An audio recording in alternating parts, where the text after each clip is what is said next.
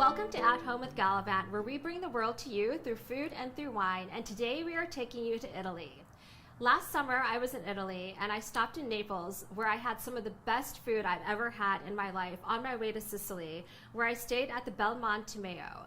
And when I was coming home after such an incredible trip, I was coming back to a really harsh dose of reality because gone were the times where I could watch Mount Etna erupting in the background and I had this beautiful food. And so I was obsessed with bringing a little bit of Sicily and a little bit of southern Italy home to us here at Galavante. And that's how I stumbled upon this amazing chef who's next to me here, Chef Julie Hartigan, who is the founder of Cooking with Julie. Welcome. Thank you for having me. I'm just so excited to be here with you today. Thank you so much for joining us. You know, I was doing some research on you, and I have to say, Giada, you better watch out because we have this very, very talented chef here. Thank you. And I heard you have a little bit of a leg up on Italy. I absolutely do. Well, it's one of my favorite places on earth. I know you've traveled there extensively too. And I happen to be Italian American, and my grandparents completely influenced the way that I cook and the way that I entertain. I first fell in love with food at family parties at their home, where my grandma would make these incredible comfort food dishes and gather everyone around the table, and I learned to cook next to her. So I'm going to be doing a couple of dishes today. One that's inspired by my travel to northern Italy and some things that I fell in love with when I was there, and some new discoveries that I have to share with you, and then also some comfort food that's just something from my family.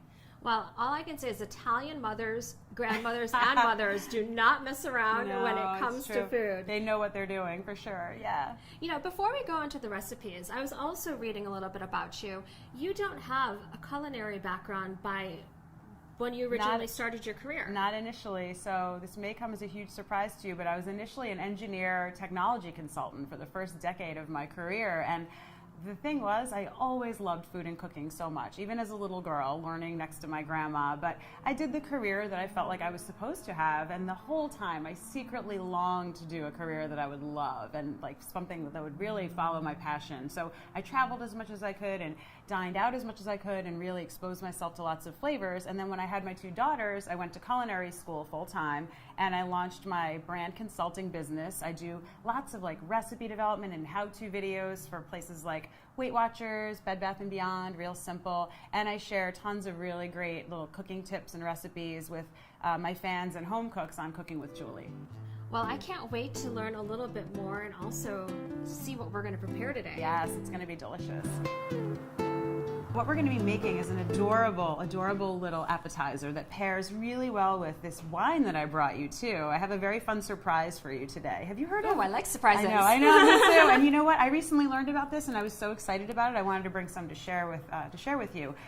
This wine is called Franciacorta. It's from a region in northern Italy up by Lake Brescia in Lombardy. And what's really cool about Franciacorta wine is it's made just like champagne is made in France, by the true champagne method versus Prosecco. It's a little bit different. So there's a difference then with how Prosecco and champagne are made besides the regions they come from? Exactly. The grapes are different. I just learned that recently. Franciacorta wine uses the 3 classic champagne grapes, whereas Prosecco uses an entirely different one. And Franciacorta wine gets a double fermentation in the bottle. So it has an elegant bubbly finish and a dry finish, versus Prosecco is actually aged, it does a second fermentation in a separate tank. So they're made in entirely different ways. And this is basically Italian champagne. I think you're gonna love it. I love it. I can't wait to try it. It's gonna be delicious. And what we're gonna pair it with today, we're gonna make these adorable little Robiola honey and thyme tartlets. So Robiola cheese is a cow's milk cheese with a gorgeous ash rind that is actually also produced in the same region as Franciacorta, up by Lake Brescia. So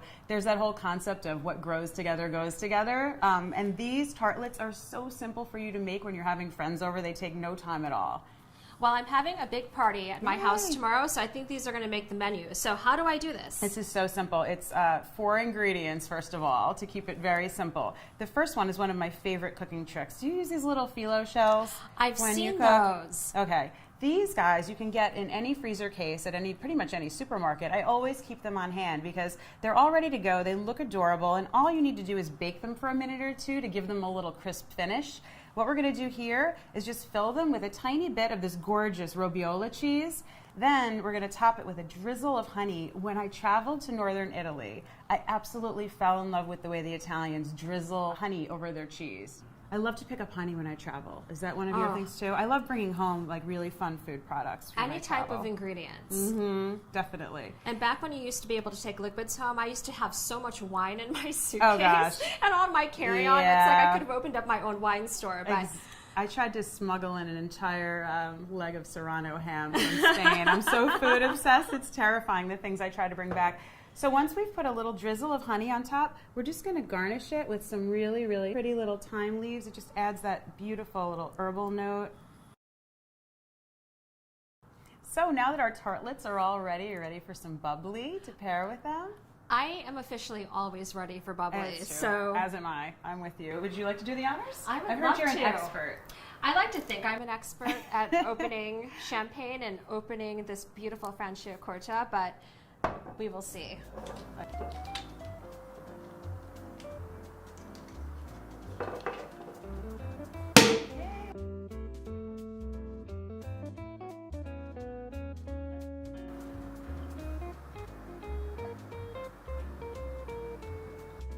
You ready? Do you want to try some? You cannot have bubbly without tasting it. Exactly. I could not agree more. Cheers. Cheers.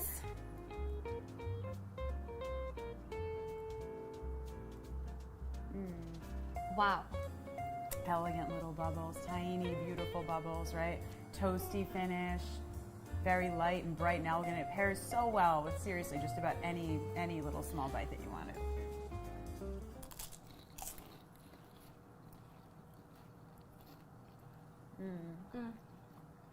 Well, it's going to be tough to beat this. Oh, but wait, there's more. I'm going to be making one of my favorite comfort food dishes from childhood, pasta fagioli. It's like a peasant stew that I've elevated a little bit with some really fun additions. I'm super excited to learn how to make this recipe. I'm so excited to share it with you. So the ingredients are actually pretty basic, and they're things that a lot of people might even already have around the house, and I'll point out the ones that are the little cool add-ons. Like most Italian dishes, starts with some delicious olive oil in the pan, and then we're going to add some diced pancetta. This is one of the ingredients that my grandma did not use that adds a really incredible smoky flavor. Pancetta, as you probably know, is Italian bacon. When you dice it fine like this and cook it in the olive oil, it's going to impart this like richness to the entire finished dish at the end. After that, we're going to add onion and carrot and just cook that for a little bit till it's soft. Then hit it with some garlic. Again, of course, you've got to have some garlic. Garlic makes everything better. Definitely. Once that's cooked for a little bit, we're going to add some just white table wine. Again, my grandma didn't use wine in her cooking, but for me, when you deglaze a pan with some wine, the pancetta, you're going to get up all those delicious brown bits and just add such great flavor to the finished dish. Next, we add chicken broth, white cannellini beans, and any small pasta shape. I'm using ditalini here. I like these because when they cook up, they come out to about the same size as the bean, and it just gives it like a really beautiful looking finish at the end. Wow, this tiny little pasta becomes this. Yeah. It swells up to be about that size. Yeah, pasta swells up when you cook it, so you don't have to add a lot. And for me, I'm all about, as we talked earlier, about things looking beautiful when they're done. And when you have things cut about to the same size in the finished soup, it's just going to look really pretty on the spoon. And we're going to finish it with some grated Parmesan. I mean, Parmesan makes everything better, right? It adds this richness and body to the finished broth and just that nutty deliciousness of Parm.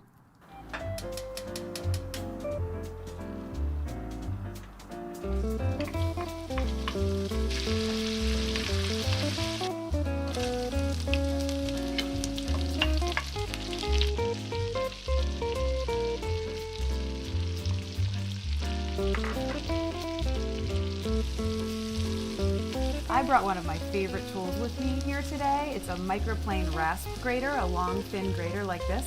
It gives you such an incredible fine mince of garlic and other items, and the best thing if you're throwing a party, it keeps your hands from getting too garlicky.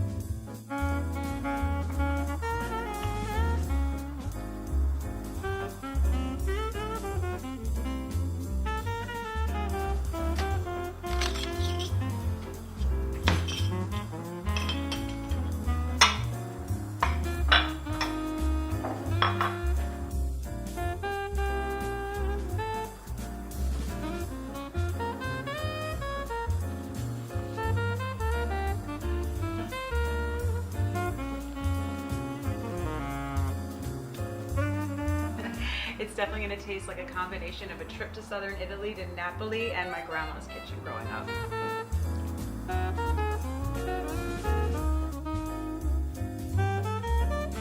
Now we're going to garnish it.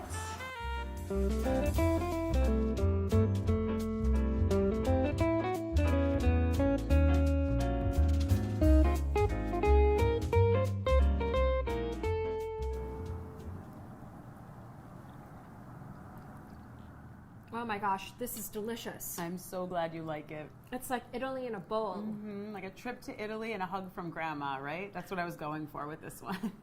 Well, this is delicious. Thank you. Where can we find you, Julie? Because we have to continue to get these amazing recipes. Oh, thank you. So I post everything on my website at cookingwithjulie.com. It's cookingwjulie.com. And my favorite place, like so many other people, is on Instagram at cookingwjulie as well. I share easy, healthy recipes, quick meals, cooking hacks, all kinds of inspiration.